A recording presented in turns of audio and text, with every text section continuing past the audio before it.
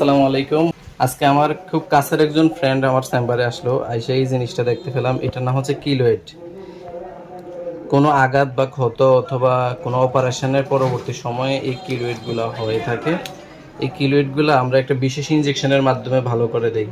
অনেক সময় অপারেশন করার পরে দ্বিতীয়বার রিপিট হওয়ার সম্ভাবনা থাকে, এই জন্য আমরা প্রথমে চেষ্টা করি একটা ইনজেকশনের মাধ্যমে ভালো করার। হ্যাঁ, আমরা আজকে একটা ইনজেকশন করে দেব। ইনজেকশনটা করে দেওয়ার পরে আশা করি 28 দিন পরে একদম ফুলাটা কমে যাবে, এটা নর্মাল শেপে চলে আসবে। যদি 28 দিন পরে একটু থেকে থাকে আমরা আরেকটা ইনজেকশন দিয়ে দেবো, একবার পুরোপুরি ভালো হয়ে যাবে ইনশাল্লাহ। তো বন্ধু, ভয়ের কিছু নাই, আমরা শুরু করছি এই ইনজেকশনটা দেওয়া। একটা বিশেষ ইনজেকশন দেওয়ার পরে আপনাদেরকে আবার দেখাবো ইনশাল্লাহ।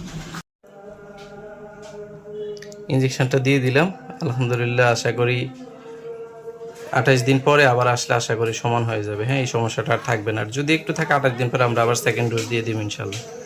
মানুষ মানুষের জন্য